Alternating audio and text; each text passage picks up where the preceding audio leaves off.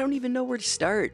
Thank you, boys. I never expected so many requests for a follow-up to my original Teemu video. In that first video I made, we took a deep dive into Teemu's incredible rookie season together. And since this is a deep dive on the Flash, the beginning of this video will be my first video on Selanne. So if you've already seen it and want to skip past it, feel free to skip ahead to here. Once again, I can't thank you all enough for joining me. Make sure to like and subscribe for more. You guys really are helping me get through the off season. Like, October can't come soon enough.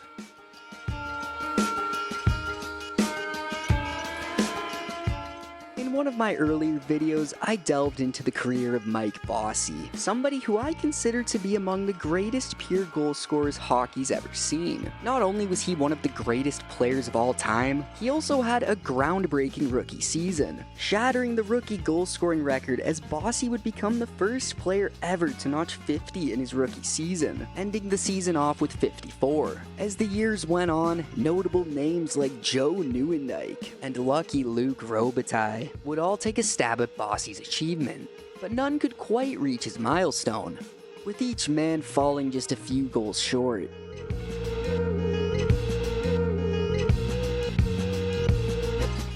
And although Wayno amassed 137 points in his inaugural season, he wasn't considered a rookie due to his prior 80-game stint in the WHA. So in 1981, the underrated stud Peter Stastny edged his name in the history books by setting a rookie points record with an outstanding 109 points in his debut season. So fast forward 7 years to 1988, because in 1988 the landscape of hockey underwent a seismic shift. The highly anticipated draft that year introduced us to a handful of future stars and Hall of Famers, including Mike Modano, Trevor Linden, Jeremy Roenick, Rod Brind'Amour, Tony Amonte, Mark Recchi, and I could keep going, boys, but we'd be here all day.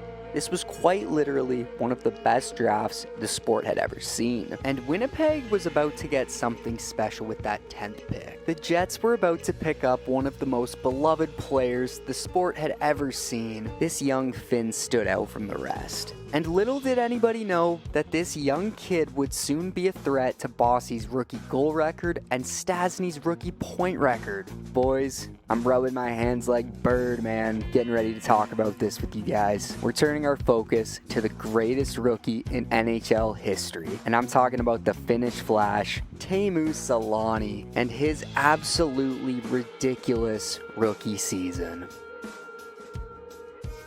There's a reason they called Selanne the Finnish Flash. Teemu was one of the fastest players in the world, somebody who revolutionized the way players play with his speed and finesse. Or to put things bluntly, like Keith Tkachuk said, there was speed, then there was Teemu Selanne's speed.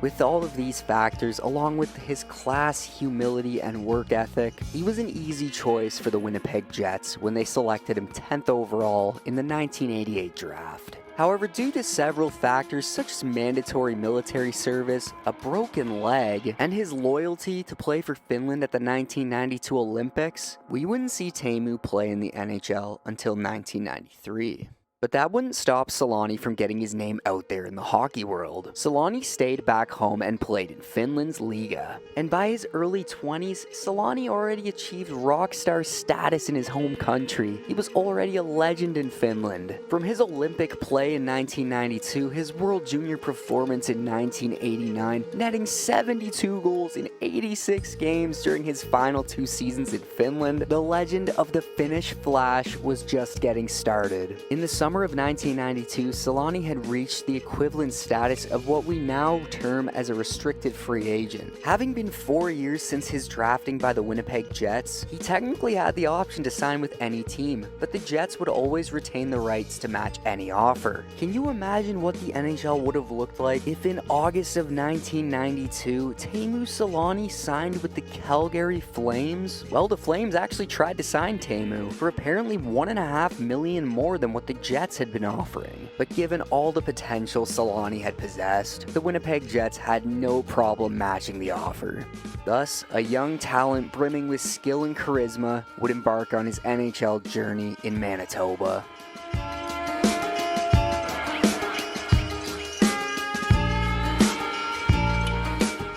Teemu Selanne himself reflected on his timing before entering the league in '93, stating, "I think it was very important for me to come a little bit later. At the time, so many 18-year-olds weren't ready to play right away." He recalled advice from his agent Don Baisley and Finnish hockey legend Jari Kurri, and Kurri himself emphasized the importance of being fully prepared before making his NHL debut. Selanne highlighted how breaking his leg in 1989, which would sideline him for the entire year, would actually provide him with an additional opportunity to improve and refine his skills, and work on different areas of his game, just showing the type of character Winnipeg was about to get. A kid who turned a bad situation into a positive, and a kid who was determined to prove that he belonged. So now it was time for Selanne's rookie year. On October 6th, 1992, Teemu made his highly anticipated NHL debut. Despite not scoring his first goal in his first game, he did contribute with 2 assists in a 4-1 victory over the Red Wings. His debut would serve as a teaser for the excitement that would unfold in 1993. 2 nights later, Selanne found his name on the score sheet, putting up a beauty against the Sharks. And it would be in October, all of Northern Canada was about to experience the Flash. He started off his demolition tour through Canada by recording his first career hat-trick against the Edmonton Oilers, and Selanne would absolutely terrorize the Flames a few nights later, recording his first career 5-point game. If only the Flames offered him a couple more million. And by the time October came to an end, people were already dubbing Selanne the Rookie of the Year, because through his first 12 games in the NHL, he accumulated an impressive 11 goals and 9 assists in just 12 games. And I just feel like I need to mention that before the season commenced, there was a widespread consensus naming Eric Lindros the frontrunner for the Calder Trophy. But the ridiculous start to Selanne's career quickly shifted everyone's perspective. He effortlessly garnered the attention and altered opinions. And after only 12 games, Selanne was considered the runaway favorite for the Calder Trophy. This swift change really underscores the undeniable dominance he was displaying on the ice, taking all of the attention away from the former first overall draft pick. That's impressive, man. Ultimately finishing October with 20 points in 12 games. And with 72 games remaining in the season, we were just getting started, baby. In November, Selanne would prove that he is just indeed a rookie, putting up only 6 goals and 5 assists in 11 games. But in December, he would quickly regain momentum, proving he was more of a superhuman than the Flash himself, securing his second hat-trick of the season, tallying a total of 11 goals and 8 assists in 14 games. So now 37 games into Selanne's pro career, he had 28 goals and 20 assists in 37 games.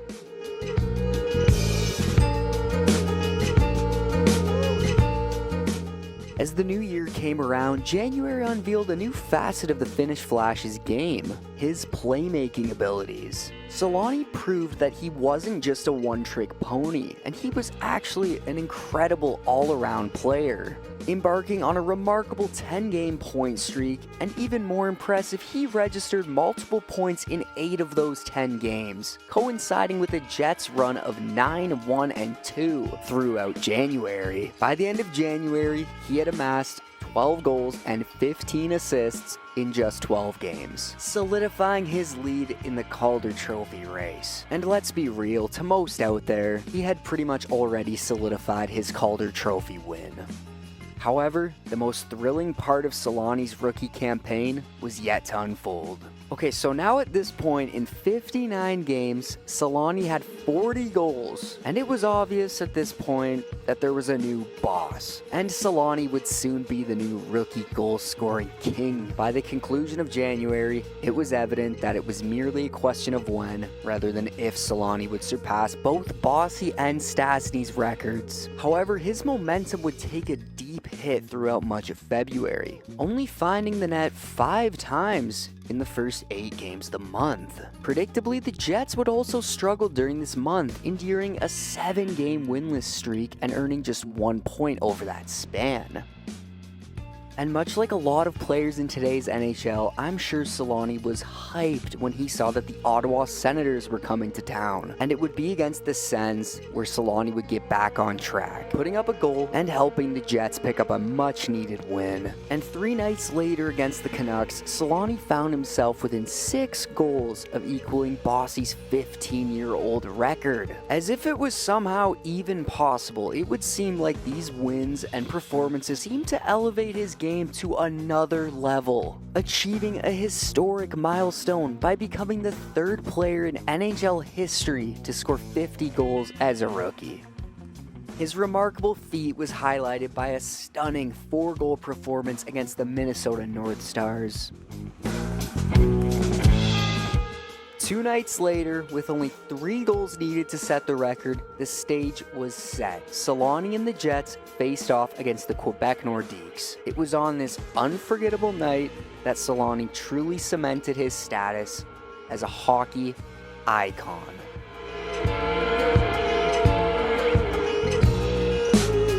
Breakaway. Here goes Teemu Selanne. He scores! Cannon puts it behind the net to Steen. Steen to Selanne. Out front it goes Shannon. Shot one. Here's Selanne. He scored! He's tied the record.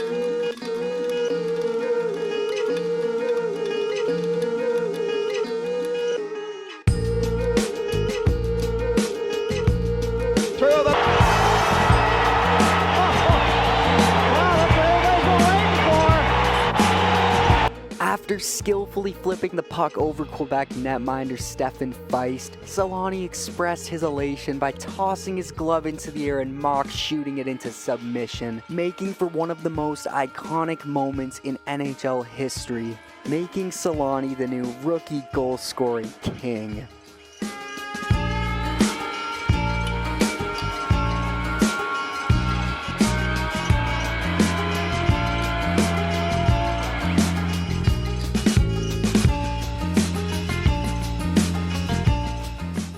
With the pressure of chasing Bossy's record seemingly lifted, Selanne not only continued to excel for the remainder of the season, but he also set a record that appeared virtually unreachable. Selanne continued his incredible performance throughout the remainder of the season. In March alone, Selanne would record an astonishing 20 goals in just 14 games.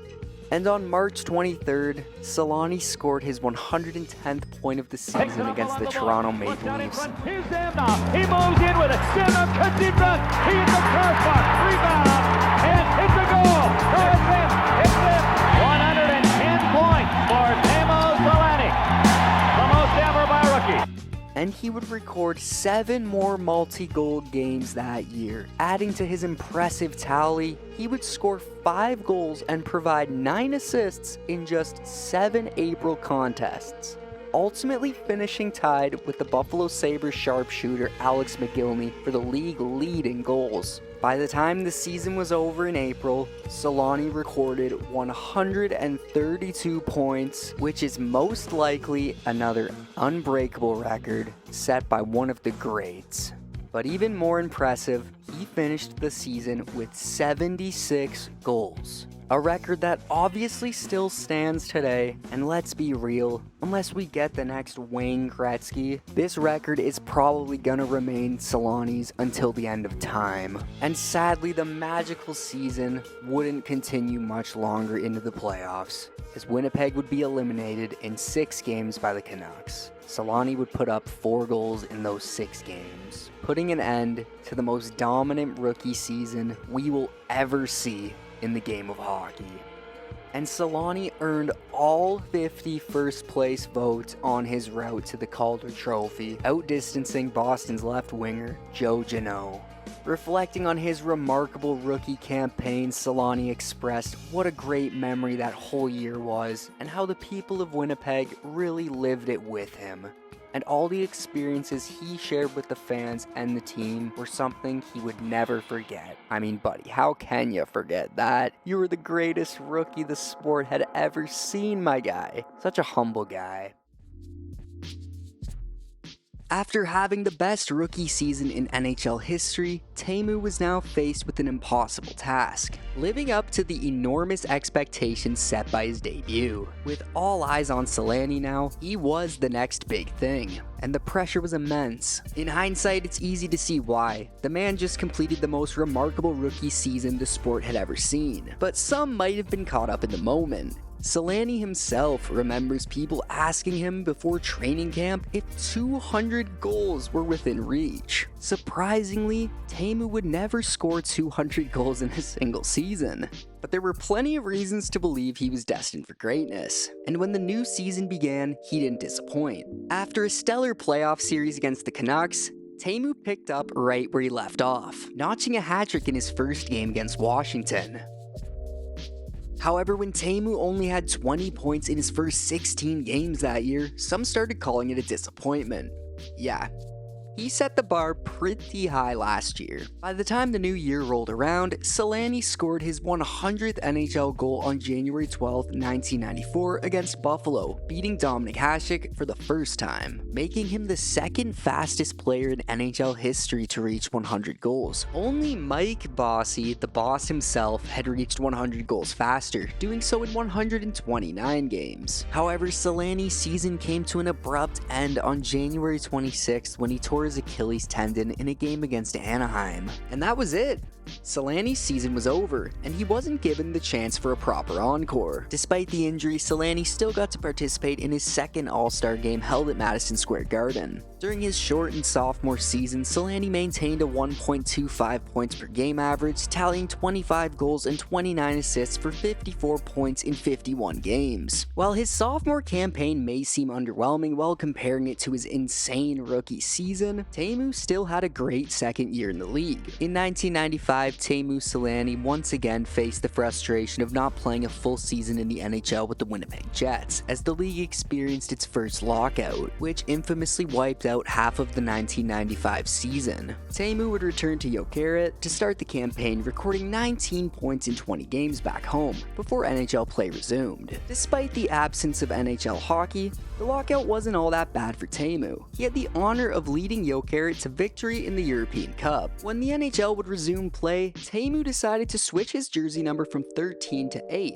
and over the years he would constantly switch between number 8 and 13. Despite the change, Selanne's individual performance remained strong as he tallied 48 points in 45 games for Winnipeg, finishing 19th in the NHL scoring race. However, the season would end in disappointment for Selanne as the Jets only won 16 of their 48 games, leading to a second consecutive year without a playoff appearance. In 1996, just as quickly as it began, Teemu Selanne's time in Winnipeg would come to an abrupt end. Despite being marketed to Jets fans as the future face of their franchise, the reality couldn't be further from the truth. Now, for the sake of Jets fans, I won't dwell on this too much, but some context is necessary. As the NHL expanded into the United States and free agency rules became more lenient, the league's financial landscape shifted dramatically. Operating costs and player salaries soared, and players gained the leverage to demand payment in US dollars. Until the early 90s, Canadian teams managed to pay their players in Canadian dollars, except when acquiring contracts from US teams. But as the value of the Canadian dollar plummeted, paying players in US currency became an overwhelming burden for Canadian franchises, who still earned most of their revenue in Canadian dollars.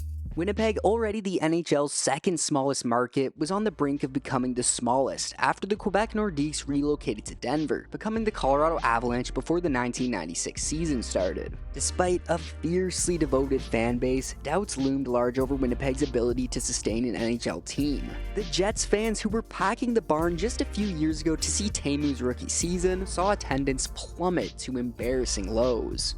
On top of the audience looking as small as the average WNBA crowd, the city's arena, the aging Winnipeg Arena, was now over 40 years old and lacked luxury suites and had many obstructed view seats, adding to the challenges. As financial losses mounted, the Jets were forced to sell the team to an American business owner, Richard Burke, for $65 million.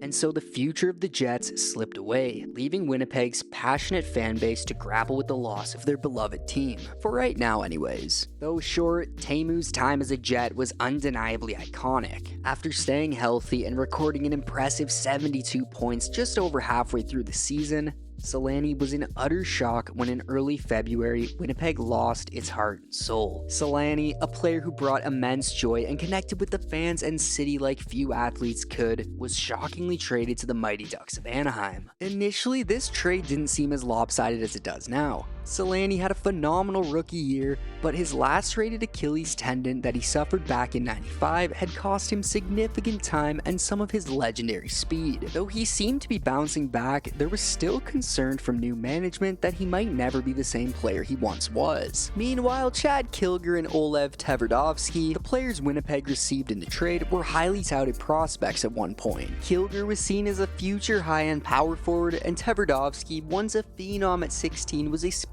to become a top defenseman in the league. In hindsight, the trade looks pretty bad for Winnipeg, because Selanne did indeed bounce back in a big way, finding immediate chemistry with a certain Paul Kariya. As for Kilger and Tverdovsky, they became decent players, but they were no Flash. Let's move on now to the Flash's years with the Ducks. It was in Anaheim where he would prove that he wasn't just the best rookie the sport had ever seen, but also one of the greatest players of all time, even without that iconic rookie season. Anaheim was still relatively new to the NHL, and acquiring a player like Teemu Selanne was huge for a young fan base looking to be known for more than just the team featured in a Disney movie. Though they were still years away from competing, Selanne's arrival was significant. Teemu was initially shaken up over the trade from Winnipeg, and you guys will be able to understand why after hearing this. In a perfect example of how cutthroat pro sports can be, Teemu Selanne found himself on edge after hearing rumors that he might be traded. To ease all concerns and assure him that he was the cornerstone of the franchise, new owner Richard Burke personally called Teemu, promising him that he wouldn't be moved and he had nothing to worry about. Yet, just 10 days later, he was traded to Anaheim. I was mad, Selanne admitted. When you trust someone's word and then feel that that trust was broken, it's very disappointing. I didn't want to leave. I was happy there. I was very pissed off when it happened. But you know, it turned out to be a great thing. In his final 28 games with the Mighty Ducks that season, Selanne made a great first impression, scoring 16 goals and 36 points. Though he missed the postseason again, he reached the 100-point mark for the first time since his rookie campaign, scoring 108 points in 79 games combined with Winnipeg and Anaheim, finishing 8th in league scoring. It was also in Anaheim where Teemu would meet his hockey brother, Paul Kariya. The two became one of the best duos in NHL history, the Mighty Ducks version of Kobe and Shaq. From the moment Teemu arrived, the pair were magic together, and fans couldn't wait to see a full season of their brilliance after the teaser at the end of the 1996 season. In 1997, with Teemu playing his first full season in Anaheim, he helped play a pivotal role in transforming the Ducks into a playoff team. Selanne would explode for 51 goals and 109 points in just 78 games. His remarkable performance saw him finish second in the NHL scoring, both in goals and points, trailing Super Mario and Keith Tkachuk respectively. Teemu's impact would extend into the playoffs, where he helped the Ducks secure their first series win in franchise history in a thrilling 7-game battle against his former organization, the newly relocated Phoenix Coyotes. He scored the game-winning goal in Game 1 and later set up Kariya for a crucial overtime winner in Game 6, forcing a decisive Game 7 that Anaheim ultimately won.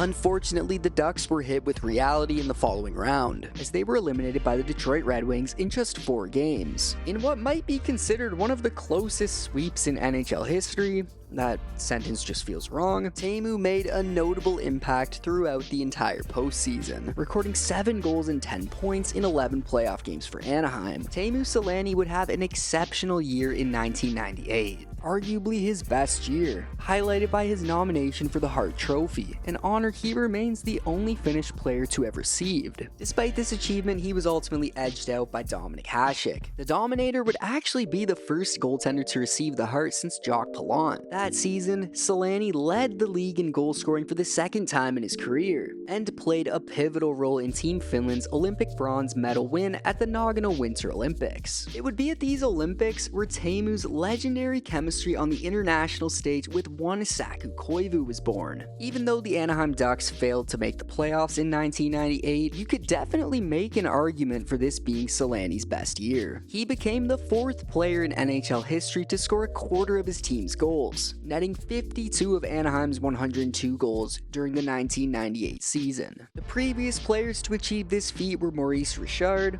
Brett Hull, and Peter Bondra.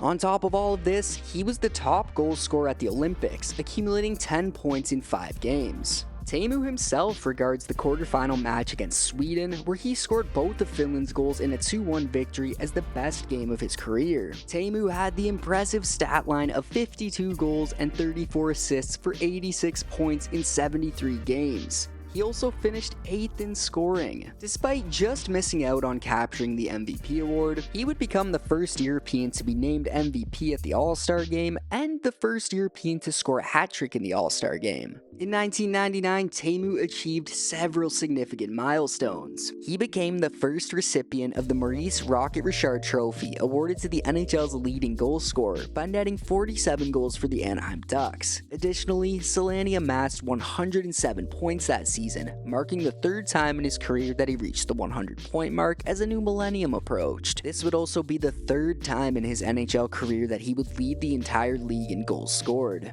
On the international stage, Selanne played a pivotal role for Finland at the World Championships. He was named the tournament MVP, scoring 11 points in 11 games, and was a runner-up in scoring behind Saku Koivu.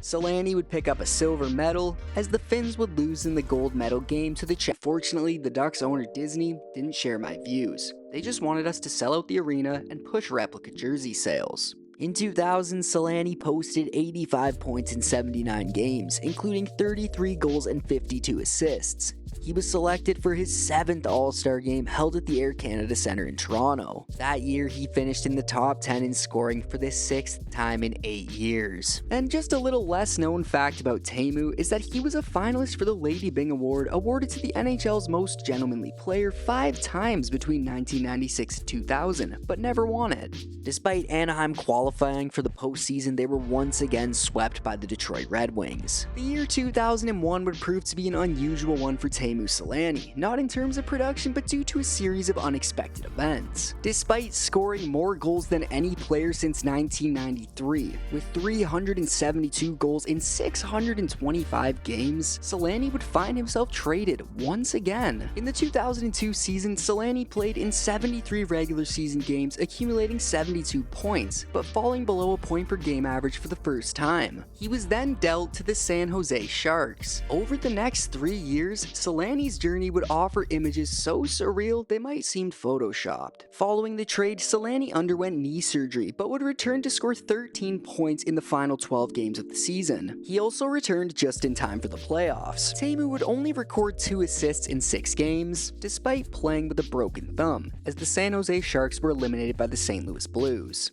His first full season in San Jose included participating in his 3rd Olympic Games in Salt Lake City and scoring his 400th regular season goal. Unfortunately, his time with the Sharks was mostly marked by a lack of motivation and a significant drop in performance. In San Jose, Selanne's numbers declined over the next 3 years. However, there were some memorable highlights. He would score his 400th goal, as I mentioned, against the Ottawa Senators on March 7, 2002. He also played in his 8th All-Star game that year, representing the Sharks. And of course, he would captain Team Finland once again in his 3rd Olympic tournament, where he would score 3 goals and Finland finished 6th. Teemu was also back in the playoffs again, and he would record 8 points in 12 games for the Sharks, as they were unfortunately eliminated in 7 games in the second round against the Colorado Avalanche, with Teemu having this devastating miss in Game 7.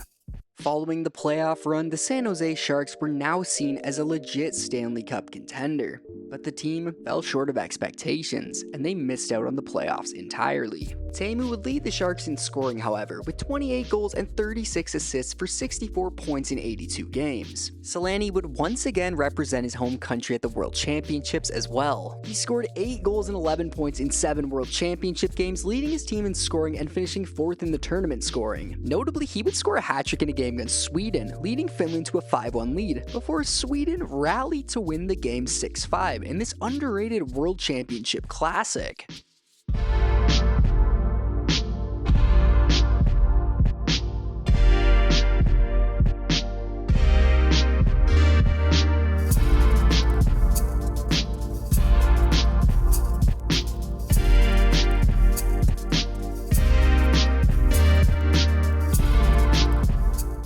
Although Selanne's time with San Jose is often overlooked, it's fascinating to reflect on how one of hockey's greats seemed to fall victim to the dead puck era. It also could serve as a reminder that even the most skilled players might not always mesh well with certain teams. After the 2003 season, Teemu Selanne made a bold decision to decline his contract option with the San Jose Sharks. Instead, he and his lifelong friend and fellow hockey star Paul Kariya would devise a plan to join forces as free agents with the Colorado Avalanche. Their goal was simple: to finally capture their first Stanley Cup rings with an already stacked Avalanche team. Like, on paper, this team boasted one of the most lethal top 6 forward groups in recent memory, a lineup that seemed destined for greatness. However, much like the Toronto Maple Leafs of today, or rather the Maple Leafs of forever, the Avalanche, despite their immense talents, failed to live up to their expectations. They couldn't even make it past the second round of the playoffs, ironically being upset by Selanne's former team, the San Jose Sharks, in 6 games. But more shockingly, Selanne's time with the Avalanche would turn out to be the worst stretch of his illustrious career. The once prolific goal scorer found himself on a steep decline, enduring a 19-game goalless drought, by far the longest of his career.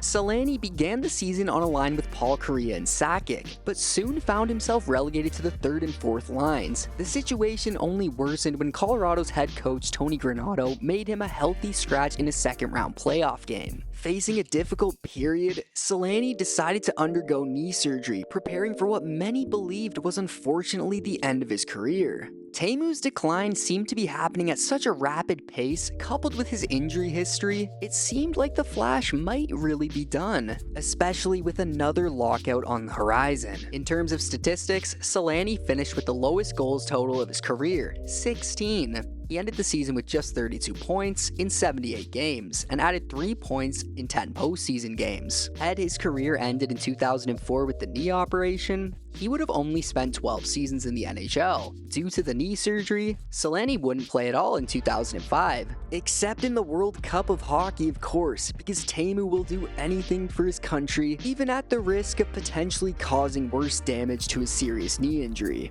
When the NHL would resume play in 2006, Teemu found himself without many offers. Determined to prove he was still that guy, he sought out a 1-year Prove Me deal. While it felt like many were ready to write off his career, one team would reach out: the Anaheim Ducks, where he'd played some of the best hockey of his life. And Teemu was able to secure a 1-year, $1 million deal to return to the mighty Ducks of Anaheim. And who would have thought that a successful knee operation and the NHL lockout would unexpectedly extend Teemu Selanne's career by almost 10 years? At 35 now, the Finnish Flash returned to the elite ranks of the league to help the Anaheim Ducks reach the conference finals. During this time period, Teemu topped the team in scoring both in the regular season and playoffs. He would also of course pull up and represent Finland in the Trino Olympics, where he played a pivotal role in securing a silver medal for his country. Selanne also led the tournament in both scoring and goal scoring, earning the title of best forward and a spot on the Olympic All-Star team. The NHL, recognizing Selanne's rebound, would award him the Bill Masterton Trophy, which is given to the player who best exemplifies perseverance, sportsmanship, and dedication to hockey. On January 30th, 2006, Teemu scored his 1,000th regular season point in a game against the Kings, becoming only the second Finnish player to reach this milestone. Once again, who would have thought? Teemu finished 13th in NHL scoring, proving he was still that guy. The Finnish Flash was back like he never left, notching 40 goals and 50 assists for a total of 90 points in 80 regular season games. He would also score his 500th regular season goal on March 22, 2006 against the Colorado Avalanche, becoming the 36th player in NHL history to reach this milestone, while also adding 6 goals and 8 assists for 14 points in 16 playoff games, as the Anaheim Ducks fell short in 5 games of the Western Conference Finals to the Edmonton Oilers. In the blink of an eye, the 22-year-old phenom had now become a 36-year-old vet, with a career that seemed to have checked every box in the hockey world. Teemu was now pretty much a guaranteed Hall of Famer. Yet, despite all of his accolades, one achievement continued to elude him. And of course, I'm talking about winning the Stanley Cup.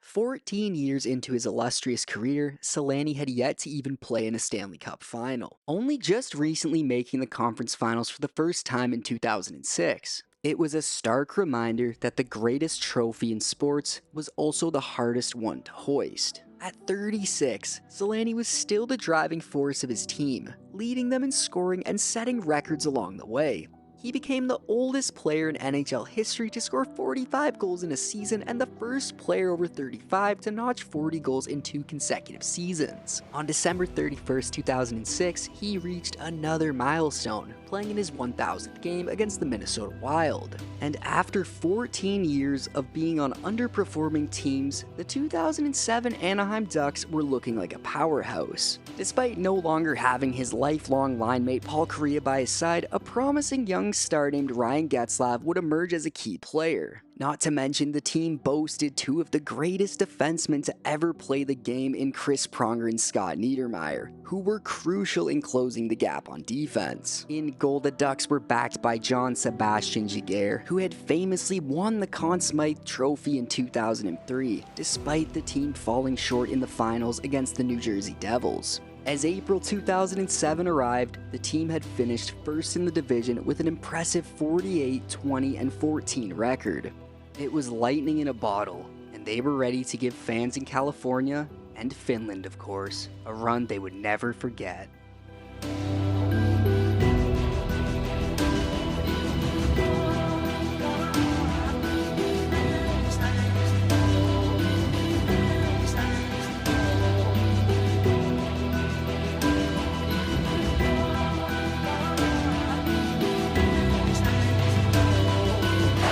Able to shake away from Selanne and skip it away to Selanne around in front.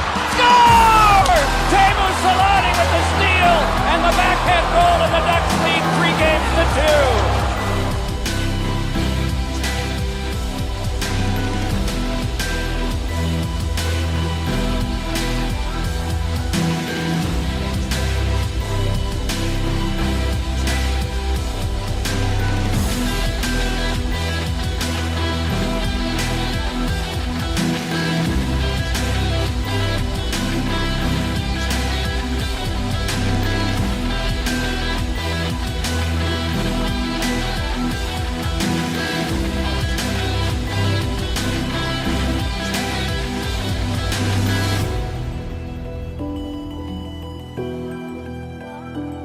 What an unbelievable feeling.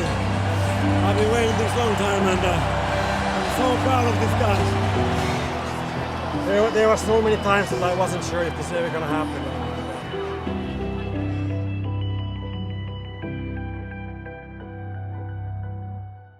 In June 2007, 3 years after he thought about retirement, Teemu finally got his Stanley Cup. During the 2007 season, the ageless wonder defied expectations, finishing 11th in the NHL scoring race with 94 points in 82 games. Remarkably, he ranked 3rd in goal scoring with 48 goals, a feat that seemed nearly impossible as his career appeared to be on the decline. Yet, Selanne proved everyone wrong.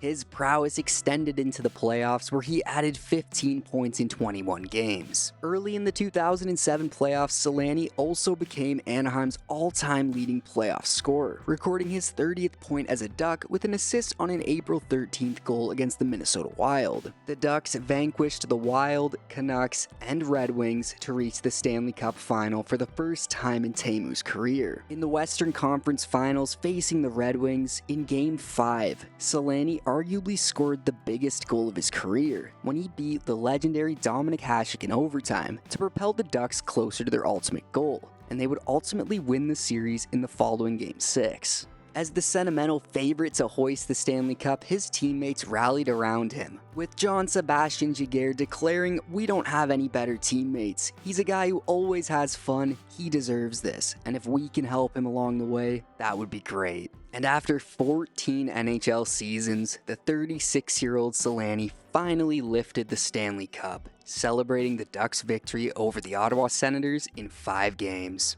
It seemed like the perfect fairy tale ending. Selanne had his Ray Bourque moment and finished on top. Or so we thought. Despite contemplating retirement and even missing most of the 2008 season, Selanne's passion for the game proved too strong, and he returned to the ice on February 5th, 2008 against the New York Islanders. Although the Ducks failed to repeat as Stanley Cup champions as they were ousted by the Dallas Stars in the first round. Reflecting on his return, Selanne admitted, "I was convinced I was done. I had no hunger left, but in the end, the desire to play took over." In a move that surprised many, Teemu would sign a 2-year deal with the Ducks for the upcoming 2009 season.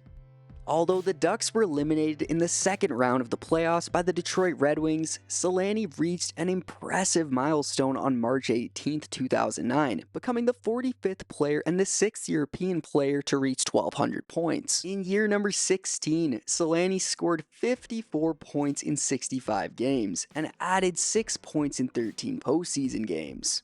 However, the 2009 season was marred by a deep thigh wound that he sustained during a game against the Edmonton Oilers on December 19, 2008, which caused him to miss 17 games. In 2010, Teemu joined forces with his old friend and fellow Finnish star Saku Koivu when Koivu would sign on with the Ducks. Although this season would also be marred with injuries, limiting Teemu to just 54 games. He still managed to score 48 points though, and none were bigger than his goal on March 21st, 2010, reaching the monumental milestone of scoring 600 regular season goals in the NHL.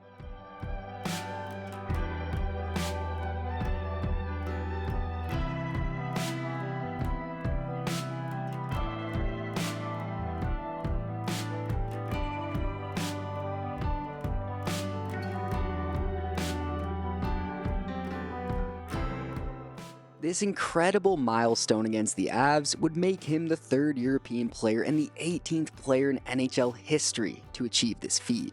Okay, so I lied. Teemu's biggest goal in 2010 actually came a few weeks later on April 2nd against the Vancouver Canucks. That night, he would pass Jari Kurri to become the all-time leading Finnish goal scorer in NHL history. Teemu now stood alone as the highest-scoring Finnish-born player the league had ever seen. Teemu celebrated his 40th birthday on July 3, 2010, and would decide to continue his career.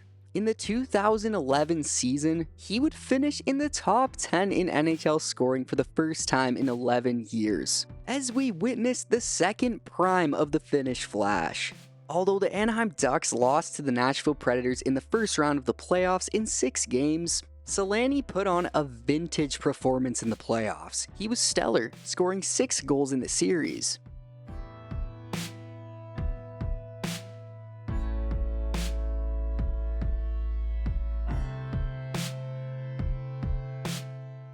Although the Ducks would miss the playoffs, 2012 was a special year for Teemu Selanne. On May 30th, 2011, True North Sports and Entertainment Limited purchased the struggling Atlanta Thrashers and relocated the franchise from Georgia to Winnipeg. This move gave the Jets a second chance and offered fans a long-awaited reunion and a proper send-off 15 years in the making.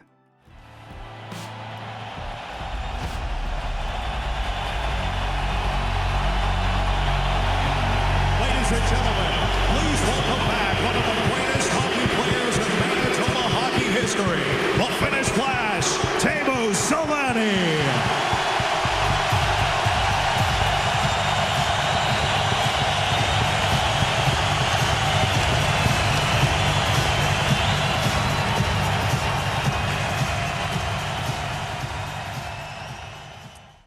I can promise you boys, the cutting of the onions will not be stopped in this video. On March 14th, 2012, Selanne also reached another milestone by recording his 1400th regular season point, becoming the second European player to do so, assisted by Saku Koivu in a game against Detroit. On March 1st, 2013, Selanne scored his 669th goal, surpassing Luc Robitaille on the all-time goals list and ranking 12th overall. He also scored his 250th power play goal on February 24th, 2013, passing Phil Esposito on the all-time list with only Dave Andreychuk and Brett Hull ahead of him at the time. Selanne continued to climb the all-time scoring list, surpassing Brian Trottier for 18th place with his 1426th point on March 22nd, 2013. At 44 years old, Teemu vowed that the 2014 NHL season would be his last,